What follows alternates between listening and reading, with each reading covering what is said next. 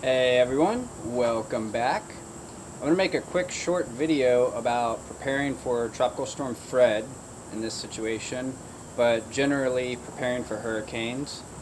Um, the tropical storm is still a tropical depression as of right now. They're saying it should be a tropical storm by later today, and it's moving more and more west, so it's becoming less and less of a concern for me and probably all of Florida. And generally these tropical storms, tropical depressions, their wind gusts aren't anything more significant than what we get in January, February as far as wind gusts. So it's not a huge deal, but there's always the chance that there's more behind it and stronger hurricanes. We haven't been direct hit in over a decade, so we are definitely due. And if we do get direct hit by a Category 5, then it's definitely a good idea to be prepared ahead of time rather than trying to rush through this. One example is pruning your trees. You don't want to be pruning your trees and trimming your trees at the last minute and then having a bunch of brush and trimmings laying around when the hurricane gets here. You want to do that ahead of time and kind of get them all shaped up and trimmed down as much as possible. That way when the hurricane gets here, you don't have all this stuff laying around.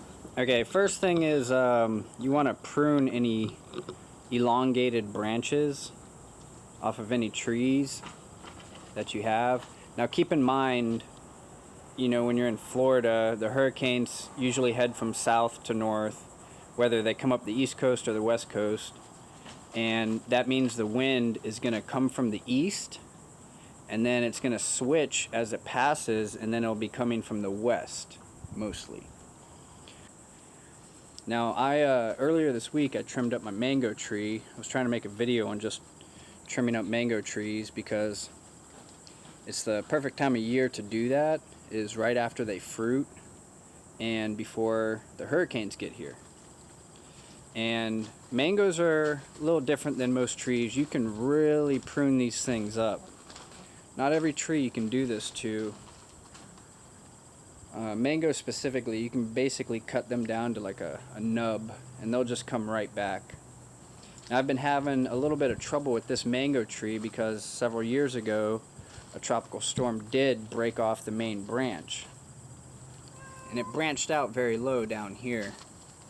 This is only less than 2 feet off the ground right here, and it just branched out in every direction. Luckily I did get one branch to start kind of growing straight up here, so I decided to stick with that one and cut all the other ones off, which it will thicken up here over time and that'll become the main trunk. And it's going to branch out up here now, which you can see these aren't dead leaves, these are new leaves. And we got buds coming in all over the place.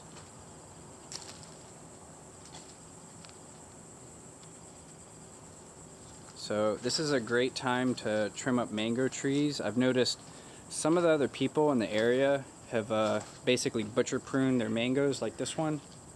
Not everyone does this. I'm not sure if they know they can do it or they're scared to do it. I was definitely scared to do this to my Namdok Mai, but it's coming right back faster than ever. So, and this is something that my neighbor has done also. You might notice that the mango tree there is very small compared to, it used to be like way up here, and it just got cut down to the nubs, and this is all new growth that you see. They just bounce right back, and it's a really good time to do that right after they fruit. They'll start growing again, and it kind of gets rid of a lot of the branches for our hurricane season. It's also a really good idea to stake any of your small, weak, or your valuable trees. And like all my trees are pretty much big enough now to where I'm not too worried about that. But this tree here is pretty valuable, and I've always kind of staked it for the hurricanes. And there's you don't want to just use one stake, because any stake I use on this tree is probably going to be weaker than the tree itself. You want to probably use 3 stakes and do it like a tripod. Papaya trees are probably going to be the most susceptible to hurricanes or strong winds. They're forever getting knocked over. I have this red Caribbean variety that is very strong, and it holds up pretty good against the winds, although I have split this one at the top there, and it's a little top heavy.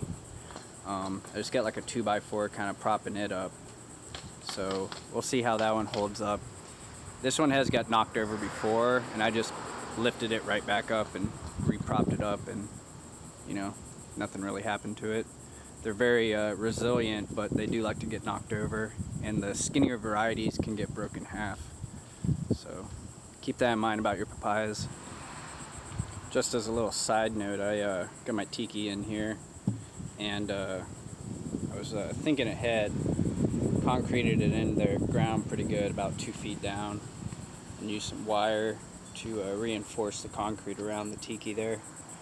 The tiki statue is only like 4 or 6 inches into the concrete. I didn't want to lose all my height, setting it in the ground like a foot, but I also didn't want it to get knocked over in a hurricane. So we'll see how this lasts. If you have a chop and drop, that's another little issue. If we get direct hit by a Category 5, your chop and drop is going to go flying everywhere. So you definitely want to think about that depending on your situation. My situation, I have a small little compost pile. I'm probably just going to cover it up with, I don't know, like maybe a tarp and some cinder blocks. I have some pallets laying around too that I'm probably going to lay on top of it, just so leaves and sticks don't go flying everywhere, which is just more of a mess, more to clean up after the hurricane's gone. You don't want to be doing that. Everything's going to be soaking wet after it rolls through. So prepare, and get ahead of the storm.